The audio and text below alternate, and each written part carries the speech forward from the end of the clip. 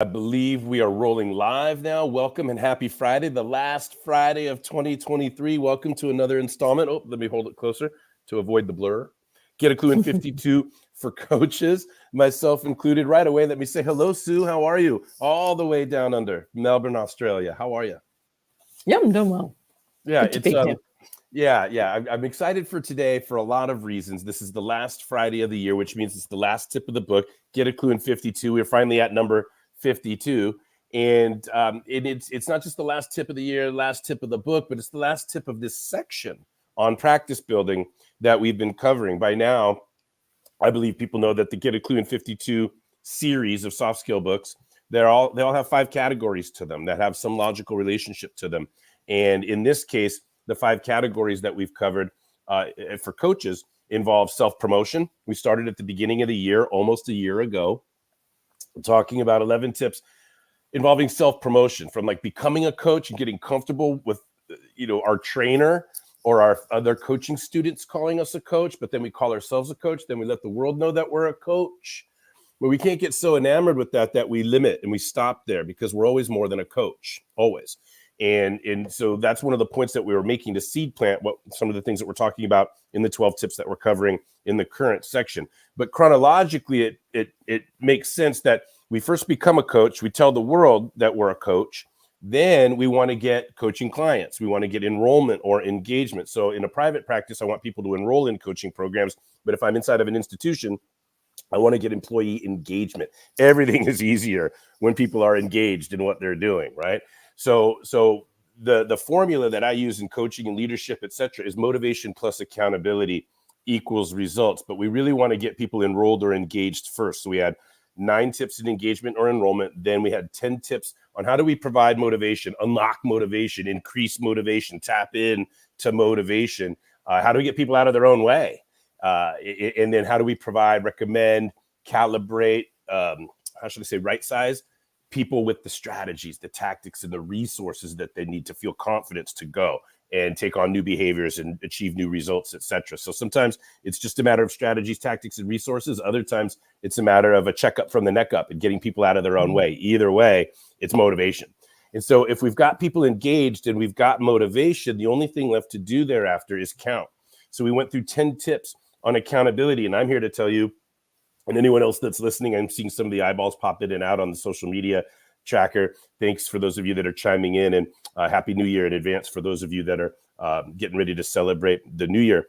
We want to make accountability non-threatening. Let me just say this. I'm a big fan of accountability. I'm a big fan of it in my life. I've studied and practiced, and I've 10,000 hours of holding other people accountable.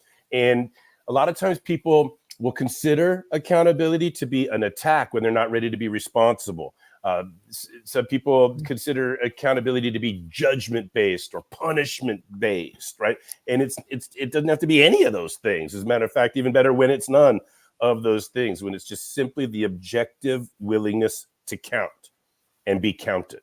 What do we count? Okay, well, that's a different story, but we covered these 10 tips on accountability and how to deliver it powerfully, but with love, powerfully, but non-threateningly, et cetera. That's one of the big things that you'll hear me talking about for years and years to come. How do we make accountability non-threatening?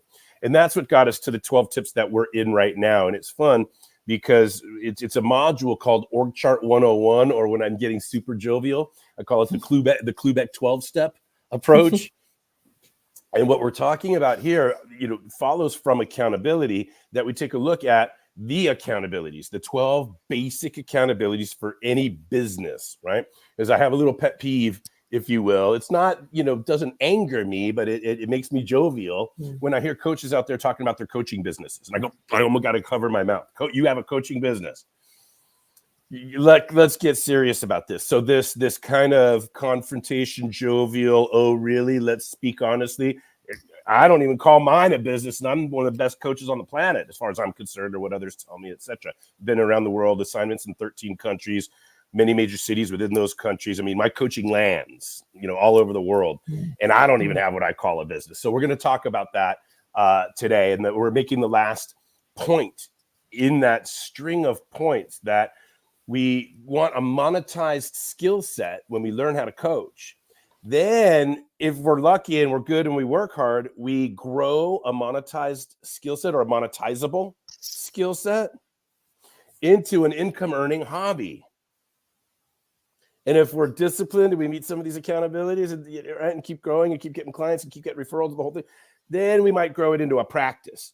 Then we might grow it into a thriving practice, a full practice, an overflowing practice before we even think about before I would ever think about calling it a business, right? For me, when I think business, I think that's like grown-up stuff, right? That means that like things work, things operate. Like, I could go away for a week and things would still roll.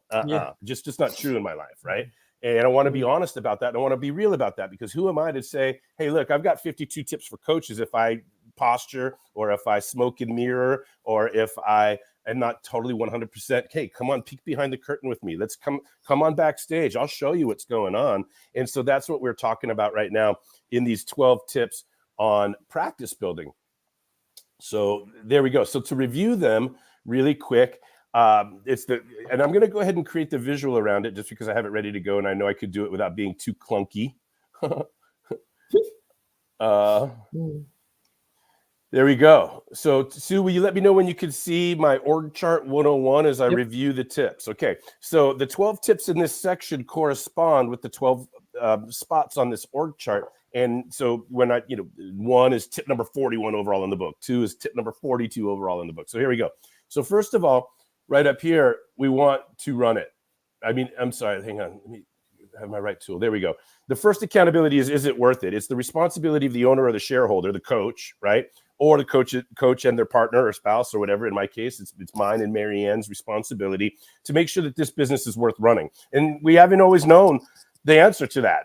Sometimes quite straightforwardly, Mary Ann was like, how long are you going to do this stuff, Jeff? I don't know. It's a challenging question for a marriage, but there's all kinds of other factors to consider. A lot of times people want to be a coach, right? Because, I like helping people, or people always told me I'd be good at it. Or, no. You want to be a coach partly because you're ready to take responsibility for all 12 accountabilities that we're looking at. So pay the fee of feasibility. Is it worth it to run this business? And let me see if I can get back into here. So I'm trying to multitask now. Let me see if that comes up. Yeah, pay the fee of feasibility.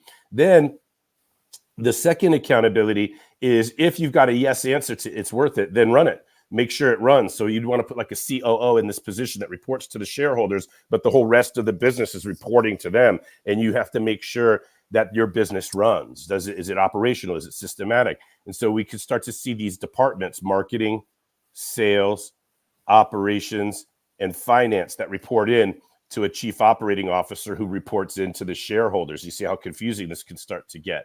So for tip number 3, we want to go into the operations department with, can I see a menu? So one of the 3 accountabilities that you'll see here in the operations department is making sure that there's stuff to buy. So if coaching is the only thing that you're selling, I'm making the arguments that you're gonna have a hard time growing it into a business. Like you might get to income earning practice or thriving practice, but if we really want to help people, we need to be able to put more than coaching on our menu. Can I see a menu? Is there any other way that you could solve the problem, or does it have to be coaching? What about training? What about info products? What about e-courses? What about books? What about masterminds? What about retreats? Does it, right? So the more that we put onto our menu, the more better position we're in to really help people solve their problems. And then what we do is we left the operations department in this third accountability over here, which was number 43 overall. And we came over here to marketing for these 2 accountabilities. I mean, it's really fun to me that of the million things you could or have to consider when it comes to marketing, it all comes down to 2 accountabilities. And it's very simple to see it this way. Either we're bringing info in, like doing market research and bringing info in, information about our customers, information about our competition, information about the market conditions, the C's that we've talked about. We want to get smart about what's going on, so that way when it's time to meet the next accountability, info out, we're smarter. Our messages are smarter when they get out to the marketplace because they're informed by the info we brought in. We know what our competitive advantages are. We understand the pain points for our prospects. We understand the conditions and the buzzwords that are being thrown around in pop culture, social media, political, etc., that we can refer to, etc. So our messaging gets much stronger if we do a good job bringing information in that lets us really get better, for lack of all kinds of other words about the information that's going out. So the idea is if we take somebody from, we don't know them at all, anonymous, to John or Jane Doe, we know them now, name, info, a name, email, and a phone number, and we get the info out in front of them, then they might be in a position to be interested in what's on our menu. And so we got to move over to the sales department. And there's only one accountability in the sales department, and that's to convert. And a lot of times, the same type of person that is really good as a coach, right? The stable listener, patient, calm, analytical, well-researched, full of information and knowledge and a tempered disposition. And that may not be the same instinctual behavioral style that's good at sales, right? So that not just from a behavioral style perspective, but also we've all had the experience of experiencing sales done poorly. And none of us want to be that person. But at some point, we have to get over our fears of sales, our discomfort with sales, our discomfort with confrontation. We have to earn the right to ask for the sale. Like if we can't sell coaching, we're not going to be I don't know how we're going to get it to a business if we can't sell it. All right. And it's very funny how I looked at this tip again recently, and it's like, if you don't want to do your own sales, well, guess what? Then you're going to have to hire a salesperson for you. So guess what you're doing? You're selling yourself to a salesperson so you don't have to do your own sales. Isn't that totally clear in the mind, right? You want to call it a business, you go right ahead. It's kind of funny. All right. So once they buy from us, now we want to come back over into operations. And the next accountability that we want to cover in operations is customer service. So we want to play the R&R game. We want repeat and referral clients. That's what we want. We want people to repeat and refer. And the joke that I make a lot in this time is that guilt is the goal, right? I want to serve people so well that they literally feel guilty that they did not pay enough for what they got, for what my level of service, my level of commitment, my availability, my value add, my extra mile, whatever it is that I do. I want people thinking, oh my God. I do have a couple of clients where they can't afford to break service with me because they know if they do and they come back, they're going to come back to current rates rather than grandfather rates. So it's funny when clients say, I can't afford to stop working with you, Jeff. Very funny because they know they're going to need me again at some point. Anyway, guilt is the goal.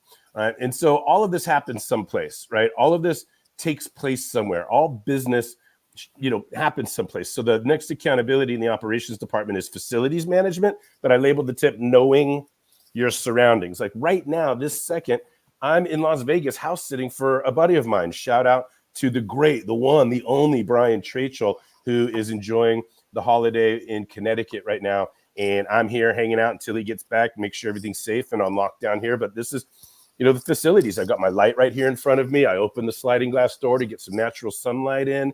I mean, you don't think about these things until, oh my God, it's 8:00. I got to do am I plugged in? Do I have enough? Is the charger close enough to where I want to sit? And where's the lighting? And you got to know your surroundings. And we want to pay attention to the experience that people have when they are at your place of business. And we had a lot of fun in this tip about, when I was remembering pulling over on the side of the road to take coaching calls and get on conference calls, or pulling up into a parking lot for the Starbucks just to get close enough to the Wi-Fi without actually having to go in and deal with all of that noise, right? So these are real considerations when we're building our business, right? Do you know your surroundings? Where will you conduct business? Where will you take that session? Can you control the noise? Can you control or create the experience that customers, prospects, vendors, clients have? Even interns, apprentices, who comes to your place of business and what's their experience when they get there? And do you have time in your life, among all the other responsibilities that you have, to craft and cure that experience that's consistent with your brand promises and your objectives and so forth, right? So we left the operations department a couple weeks back and we got into finances, which is we're the home stretch here. And when we talk about finances, again, very symmetrical to look at tips 49 and 50, which are accounts payable and accounts receivable. So we want to be strategic when we're paying our bills. We don't want to just pay. We want to try to set up terms, deposits. We want to preserve cash flow and minimize unnecessary expenses, right? So we always want to pay, but we don't want to just pay. We want to pay in a way that's strategic, that helps our business make the decisions and has the flexibility that it needs, right? Same thing with receivables. Do we incentivize people to pay in full up front for their packages or their coaching sessions or their programs? Do we let people go on payment plans? Do we, if we're financing those investments for people, is it a different rate? Are we taking care of ourselves in that process? I mean, we all want clients, we all want to be flexible, but the business has needs, right? And the business needs to reduce its unnecessary expenses and increase its cash flow, very simply put. So then all businesses need to pay taxes too, right? So very transactional to look at the ins and the outs, just what comes in, what goes out, line item, transactional finance or transactional numbers or transactional accounting. This is all of the compliance stuff that gets us ready to pay taxes. And finally, that gets us to where we are today, is transformational. Now, I'm just going to be real. I might end up explaining this in the actual tip when we read it, but like just very simply, transactional is paying for something with a credit card. But transformational is applying for credit and managing our credit and making sure we've got credit limits, right? So the ability to use credit can help grow our business, but the use of credit in any single transaction is transactional. But before I get into the word for word and the tip reading and so forth, let me stop sharing and welcome Sue to the live stream. Sue, we're excited because you are co-author for the next version of Get a Clue in 52 for speakers, which we are tidying up. We're about to, it's going to be ready January 1st, I think, for sale on Amazon. Super exciting. So we're going to be right back here next week reading tip number 1 from a whole new book, Get a Clue in 52. So I'm excited about that. But first things at hand, right? First things first. Let's stay present in the moment. Welcome to Get a Clue in 52 for coaches. Do you have any opening comments or anything before I get into today's tip reading? Just it's always good to be here, but I think this overall, the value and the offering in all of these tips has just been amazing and super, super helpful for coaches. Yeah. It's been fun, right? On a tip by tip basis. Wow. But now all of a sudden you look back and you're like, dang, 51 tips. So, like we've done something here. It's fun. And I appreciate that comment. The enormity, right? The totality. Each and every tip is good in and of itself, right? But when you look at the collection, the totality of it all, it's been a journey, and I'm excited. We're going to do it all again. You've gotten to look behind the scenes at the process of compiling a tips book and all of the things that go into it. It's been such a great experience. We just got a couple steps left, but we're ready to go. All right. Anything else? I'm ready to get into this because when I looked at this, I was like, oh my God, this tip is longer than I thought it would be. There's a fair bit in it. Yeah, there is a fair bit. So I'm going to just start rolling here without any further ado, just to make sure I've read every single word of this book on my social media channels this year. Here we go. So if you're following along at home, Get a Clue in 52 for coaches. Page 211 is where you'll find tip number 52. And you see a picture of the org chart on top so you can follow along and all of the accountabilities that got us here. But finally, here we go. The 12th and final accountability of this section, this book and org chart 101 is strategic finance. Unlike the transactional accounting work we discussed in the last tip, this accountability is all about the transformational duties that truly result in the growth of the business. By that, I mean the activities whose value resides more in the future value created for the growth of the business versus the immediate value of a transactional activity. The last accountability or tip that the last accountability / tip was concerned with documenting what happens, whereas this tip is concerned with the decisions that make things happen. That's a pretty good one. That's a good Cluby snack, right? Mm-hmm. I can read that again. The last accountability was concerned with documenting what happens, whereas this tip is concerned with decisions that make things happen.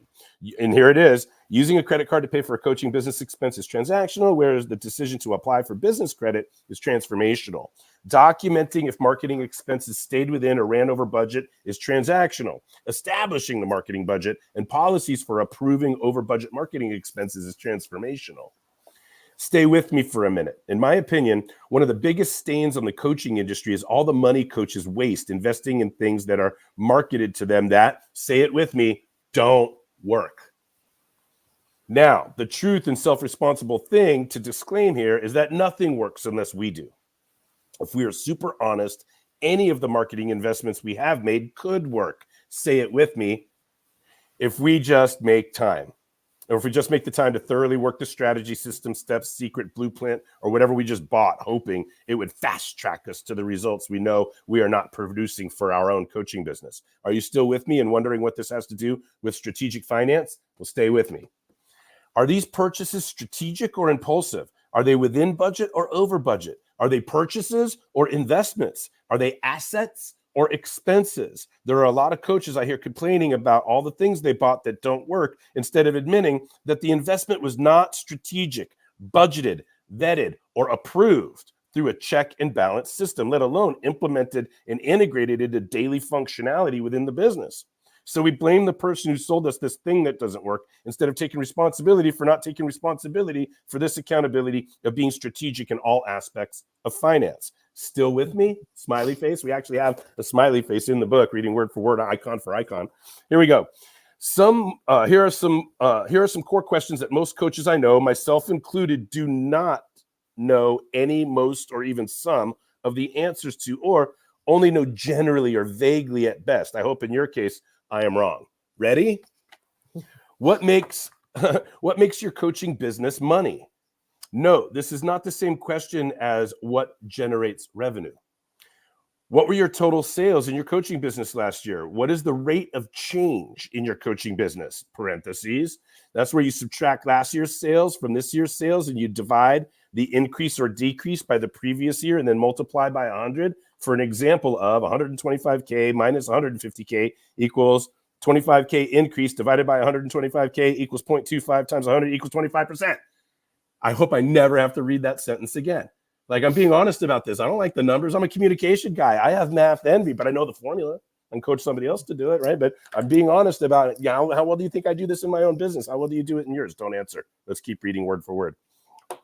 What are the gross and net profit margins in your coaching business? Both are found when the profit, if there is any, is divided by the total revenue. But the difference between the two is that gross is before and net is after tax and operating expenses, such as paying yourself for the hours that you coach and the money you wasted on fast marketing scams that you didn't have time to implement. Most coaches will find zeros or negatives of holding themselves accountable to calculating profit margins properly because, next question, what are your coaching business costs? You should not bet against my burritos that costs directly affect profits. And the measures most coaches take to cut or control costs are the same decisions that negatively impact the customer experience or prospects' perceptions. Let's break this down a little. COGS equals COGS. Cost of goods sold is also known as a direct cost. How much does it take for production, materials, labor, inventory, distribution, or other expenses? I'll give you I just the other day renewed my StreamYard subscription, $468 to be able to go from the free version, just where I could stream to one channel, to the paid or professional version where I can stream to many channels, right? The costs of being able to produce and market ourselves are everywhere. But let me keep reading. It's just our time if all we have on our menu is coaching, right? Never mind that I already recommended adding more than coaching to the menu. Even if it is just coaching or your time that you sell, a real business will do the work to identify a real number as an answer to this question. What is the total expense of selling your coaching? Maybe you find the answer in operating costs. Operating costs are the non-cost of goods sold costs, the non-COGS costs required to keep the business running, such as support function salaries, compensation, rent, marketing, research and development, utilities, equipment, travel, continuing education, essentially all the expenses of meeting the previous 11 accountabilities we discussed. Interest on loans and other expenses, such as legal fees or liability situations or intellectual property applications. I've spent thousands of dollars on securing the intellectual property for Get a Clue and the integrity game and so forth, right? All right, let's keep going. Intellectual property applications or expenses of selling an asset are not part of running the day-to-day business, but they do affect the bottom line. There was one year where I had sold 35% of my business for an investment that we used to invest in another business. I was CEO of that new business for 10 months before I sold my interest in that business to get all the shares of my company back after the compensation and the equity. I mean, this all affects bottom line, right? I had to do new taxes. I bought and sold a business within my business, right? Very interesting stuff. I mean, it's complex. Here we go. Taxes are costs. As we mentioned in the last tip, They are the unavoidable costs, but the last tip was all about getting ready to pay them, whereas this tip suggests you get strategic about legally reducing or avoiding legally reducing or avoiding legally. All right. What are the assets of your coaching business, and what is your return on assets ratio? Am I making it easier for you by offering this formula? Net income divided by total assets times 100. Only if you are able to fully calculate your total assets, and most coaches I know, myself included, are not, or just do not. What is your inventory? If all you sell is coaching, it's the total number of hours you are available to coach, yeah? And what is your inventory turnover ratio? Hint, the cost of goods sold divided by inventories. Does that help? Or is it like nails on a chalkboard going all over these calculations, right? Here we go. What is your revenue sales growth? Hint, this year's revenue divided by last year's minus 1 times 100. Did that help? If so, did yours come out negative or positive? Does your coaching business have any liabilities, monies you owe, debts, or exposure to unanticipated legal repair or other costs? Can you put a dollar value to the liabilities to find out at any given time if the value of your assets exceeds the amount of liability in your coaching business? Next, is there any equity in your coaching business that such that a lending institution or investor would consider you a low-risk borrower if you decided strategically, I hope, that taking on the interest expense and debt liability of a loan is worth the projected return on investment you will get when reinvesting what you have borrowed? Equity, quite simply, is your assets minus your liabilities. Is your coaching business worth investing in? Would a bank or investor lend you money to run and grow your business in exchange for any equity you can offer? And here it is, right here in print. I once sold 35% of Get a Clue Inc. to an investor for $500,000 that Get a Clue used to invest in a 50% stake in another company's assets and form a new company around them. Less than a year later, I sold my interest in the new venture, which included getting all 35% of Get a Clue shares back, plus some cash for my equity in the new venture on top of the salary I got as CEO prior to selling my interest, or it should be prior to the selling of my interest. Everybody won. And I still don't call what I have a coaching business. I think you get it. It's time to wrap up this section and this volume of Get a Clue in 52. Sue, cue the music. One more accountability on the chart. One more accountability. I don't describe my own business as a coaching business. I call it a coaching practice, partly because I cannot honestly or accurately answer for my own practice so many of the basic core questions listed above that most legit businesses will have immediate and accurate answers to. That's just the truth. When it comes to this accountability, the closest I will get to calling it a business is when I call it my busyness that prevents me from doing a better job at strategic finance. To the music. You nail one down, pass it around. If you are not convinced from this tip that calling what we have, if you're not convinced from this tip that calling what we have it should be a coaching business. If you are not convinced from this tip that calling what we have a coaching business might not be the best way to describe what we have, then I just won't ever be able to convince you. And the truth of it all is that I honestly do not care what you call what you have. I only care that you build and grow and expand and thrive. This is the emotional part. Are you ready? This is where I'm wrapping up the whole book. I'm starting to feel the enormity of the year, right? So let me start again. Let me take my deep breaths because I feel the emotions welling up. The accomplishment. The truth of it all is that I honestly do not care what you call what you have. I only care that you build and grow and expand and thrive and prosper and impact with whatever it is you have. I simply use the "are you sure you want to call it a business" angle to create a string through all the tips in this section that allow me to point out the real struggles and challenges a coach or any solopreneur will face in growing their business. I call mine a practice. It really doesn't matter what you call it unless deep down you know you are being dishonest, fake, phony, or out of integrity about something. People pick up on that stuff. And I want you to struggle and fail as honestly as I have in getting my practice where it is today. Onward I grow. Maybe one day I'll call it a business. 12 down. 12 down. Is it worth it? Does it run? What does it sell? What must we know about the marketplace? What does and how does the marketplace know about us? How do we convert prospects to clients? How and how well do we get repeat and referral clients? Where does all this take place, and what do you, prospects, clients, experience when doing business there?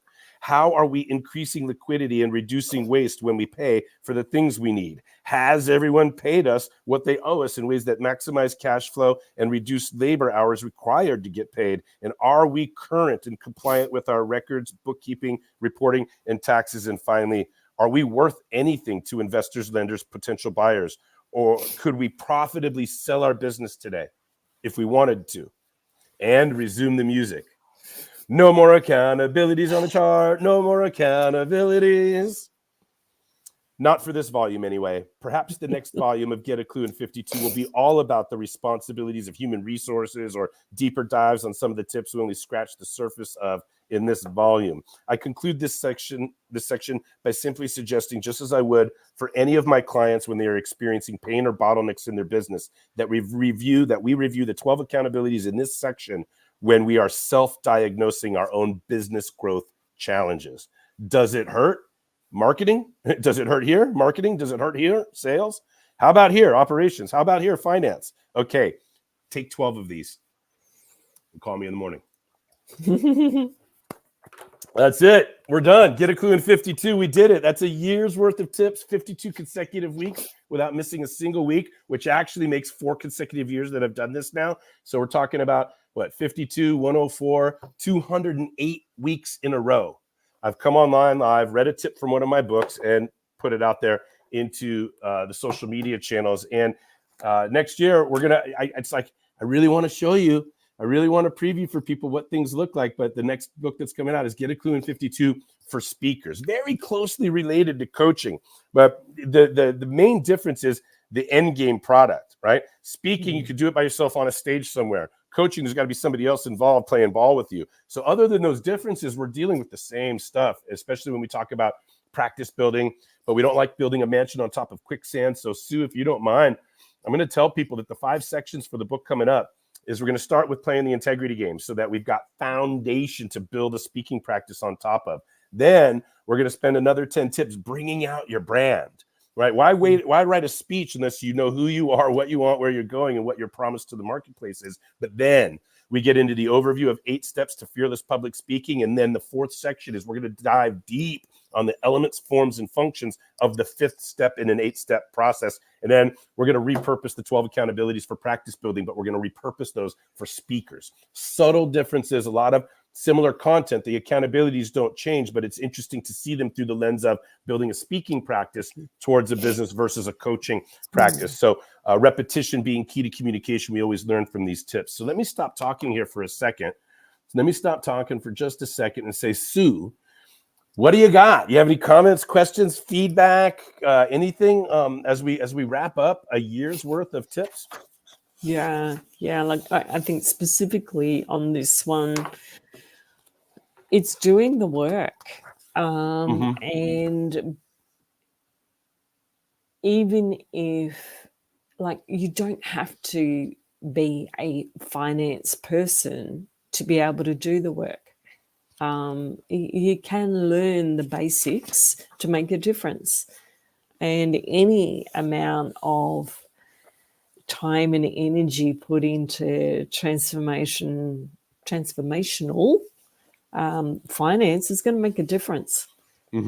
Yeah, in addition to what you said, right? It doesn't have to be scary or daunting, etc. But when we back to screen sharing, right? We were talking about this accountability today, and that wraps everything up.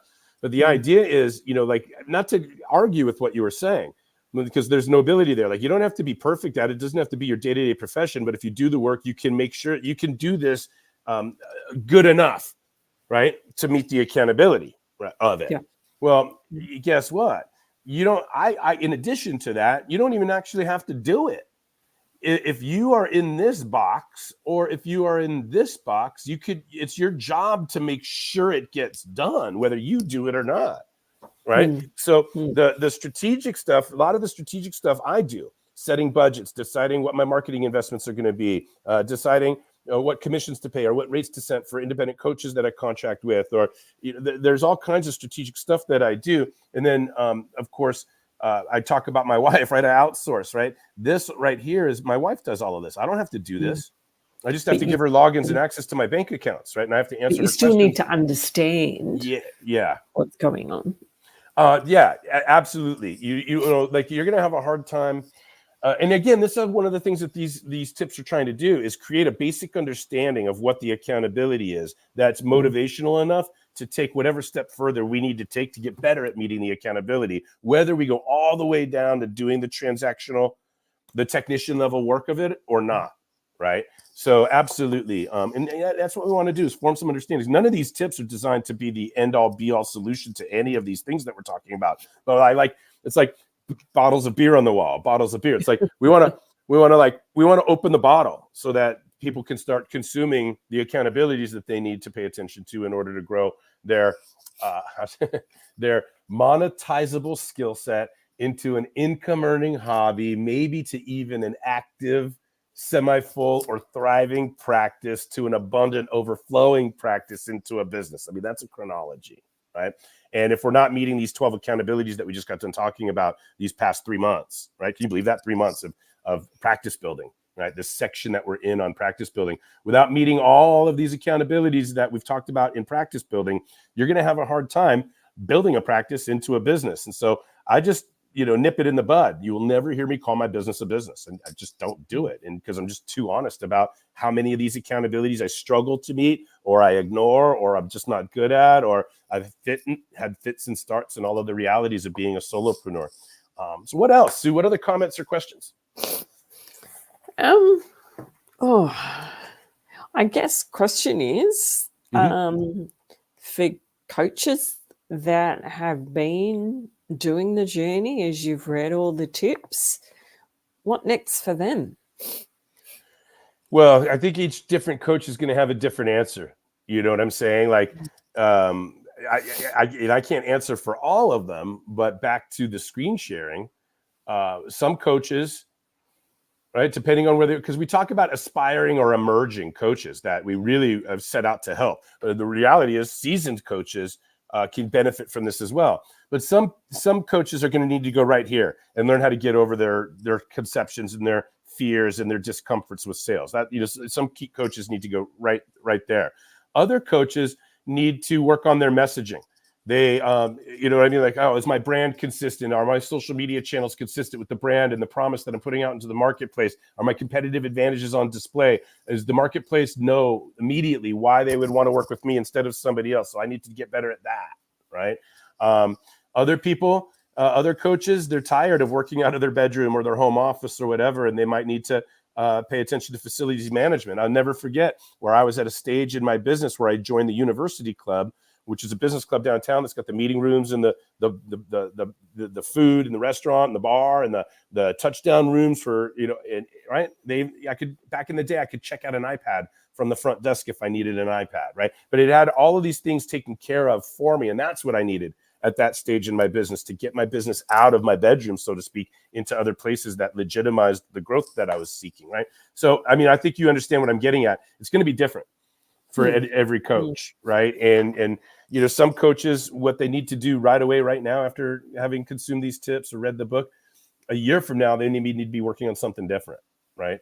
Overarchingly, we all need to work on being honest with what we committed to, honest about why we've committed to it, honest about who we are in the process, and because the marketplace knows if we're making it up, if we're BSing, if we're posturing, and all of that. So, where do coaches go from here? Well, get really honest. Get really honest about where you're uneasy. Get really honest about where it hurts. Get really honest about when you're dishonest, and start there.